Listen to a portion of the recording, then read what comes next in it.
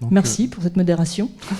On va donc passer au professeur Sophie Amada, qui est anesthésiste réanimatrice à l'hôpital européen Georges Pompidou et qui va, à partir de cas cliniques, discuter de thromboprophylaxie en traumatologie. Merci beaucoup. Merci à Sanofi donc, de nous donner l'opportunité de discuter de ces événements. Donc, on va partir d'un petit cas de traumatologie pour essayer de déterminer un petit peu le rôle des deux équipes. L'équipe hémorragie qui tire d'un côté, puis l'équipe thrombose qui tire de l'autre côté, et de savoir à quel moment il faut basculer en termes de prévention de risque, que ce soit sur le risque hémorragique ou sur le risque thrombotique. Il s'agit de Monsieur G, qui a 40 ans, qui fait un accident de la voie publique en moto sur l'autoroute, donc à très forte cinétique, avec un état de choc initial, donc une hypotension. Le bilan lésionnel montre un traumatisme thoracique assez sévère avec un volet costal entre la 3e et la 7e côte à gauche. Un traumatisme du rachis thoracique avec une burst fracture de T6 avec une paraplégie d'emblée, donc un traumatisme médulaire. Et puis un traumatisme pelvien avec une fracture du cotyle, du sacrum et des fractures ilio-ischio-pubiennes. Sur l'ensemble de ces éléments lésionnels, sur le plan thoracique, il y a un petit hémothorax qu'on surveille. Sur le plan du rachis thoracique, il y a une urgence chirurgicale de décompression de moelle et d'ostéosynthèse du rachis qui est prévue. Et sur le plan pelvien, il n'y a pas de saignement actif au scanner, il y a un saignement probablement veineux, pas d'embolisation envisagée et une fixation prévue à distance à J5. La question donc est quel délai d'introduction de la thromboprophylaxie pharmacologique vous envisagez à H6, H8 post-opératoire du rachis thoracique, H24 de l'AVP, H48 de l'AVP, dans les 72 heures suivant l'AVP, ou certainement pas d'introduction de la thromboprophylaxie pharmacologique avant la chirurgie du bassin. Eh bien, je vais commencer par répondre à une question que je ne vous ai pas posée. C'est-à-dire que déjà, ne s'envisage la thromboprophylaxie dans le cadre du traumatisme que de façon combinée avec la thromboprophylaxie pharmacologique et la thromboprophylaxie mécanique. On peut voir sur cette revue Cochrane que l'effet combiné de la thromboprophylaxie pharmacologique et mécanique est meilleur que la thromboprophylaxie isolée de l'un ou de l'autre. Pour la thrombose veineuse profonde, ce qui n'est pas démontré, ce qui n'est pas évident pour l'instant compte tenu du nombre d'études analysées, pour l'incidence des embolies pulmonaires. Donc déjà, avant tout, il faut envisager une thromboprophylaxie mécanique. Celle-ci, on va régler tout de suite le compte des chaussettes de contention, donc il n'y a plus d'indication, on ne les envisage pas. Par contre, d'emblée, il va falloir envisager la mise en place de compression pneumatique intermittente pour activer le flux veineux, empêcher la stagnation et activer la fibrinolyse.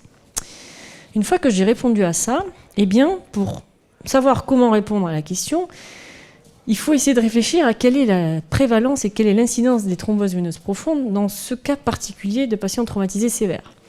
Sur une étude en réanimation sur 153 traumatisés, restant en réa plus de 48 heures, eh bien, on se rend compte que c'est une prévalence très élevée, de l'ordre de 30%, de thrombose veineuse profonde, 5% d'embolie pulmonaire, avec une médiane de diagnostic faite à environ 6 jours, pour un délai d'introduction de la thromboprophylaxie de 1 jour. Quand on essaie de réfléchir aux facteurs de risque que présente notre patient, donc il y a beaucoup d'études qui sont des études souvent rétrospectives qui analysent ces facteurs de risque. J'en ai sélectionné 2, une rétrospective et une prospective. On se rend compte que le choc hémorragique, le coma, les fractures pelviennes, l'âge, plus âgé, puisque la population traumatisée est plutôt une population jeune, mais l'âge au-dessus de 40 ans, une chirurgie de supérieure à 2 heures, la présence de cathéter veineux central, la présence d'un traumatisme médulaire, l'hypotension, et encore une fois, les fractures pelviennes, tout cela sont des facteurs de risque de thrombose veineuse profonde. Donc si on repense à notre patient, il cumule un petit peu tous ces facteurs de risque. Quand on regarde les recommandations, donc sur la prise en charge du traumatisé en choc hémorragique publié en 2019 dans Critical Care, eh bien, il est recommandé donc une thromboprophylaxie combinée pharmacologique et mécanique dans les 24 heures suivant le saignement, suivant le contrôle du saignement et jusqu'à ce que le patient puisse se mobiliser. Ce qui fait peur aux praticiens, c'est bien sûr d'introduire les anticoagulants alors qu'il y a un risque potentiellement hémorragique, et notamment un risque hémorragique au niveau médulaire et de compression de moelle. Il y a notamment 2 études qui ont été faites sur le traumatisme médulaire opéré et puis non opéré, et sur les délais d'introduction de cette thromboprophylaxie. On se rend compte que lorsqu'elle est introduite dans les 2 jours, il n'y a pas de surrisque hémorragique, de surrisque de reprise chirurgicale ou de surrisque de mortalité.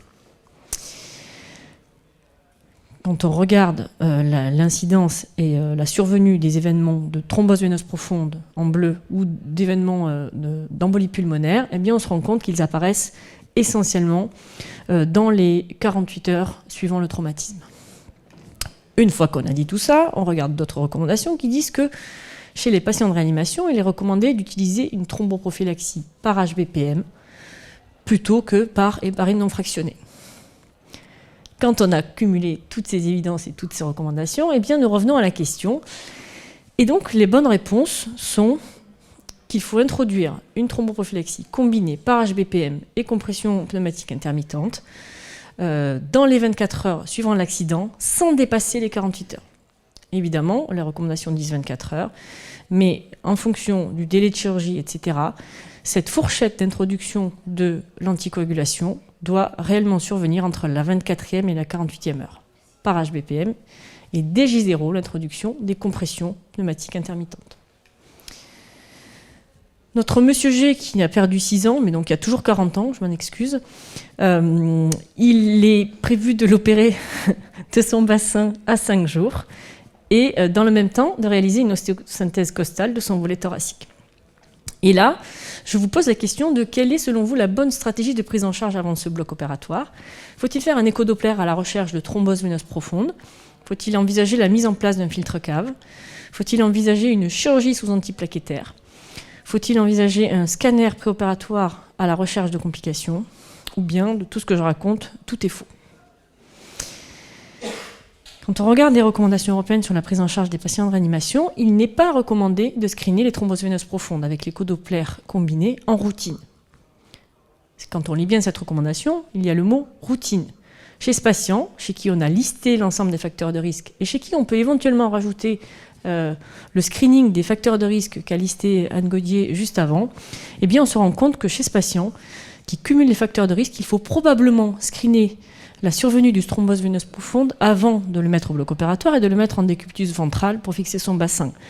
Parce que les cas de patients qui ont à ce moment-là embolisé, fait un arrêt ou fait une embolie pulmonaire, on en a tous en mémoire. Donc sur cette question-là, je dirais qu'une fois que vous avez évalué le risque thrombotique de votre patient, et que vous l'opérez un petit peu à distance, que vous l'avez bien sûr mis sous anticoagulant de façon précoce dans les 24 premières heures, eh bien il faut quand même aller chercher la thrombose veineuse profonde avant de réaliser une chirurgie sur laquelle vous allez le mettre en DV, par exemple.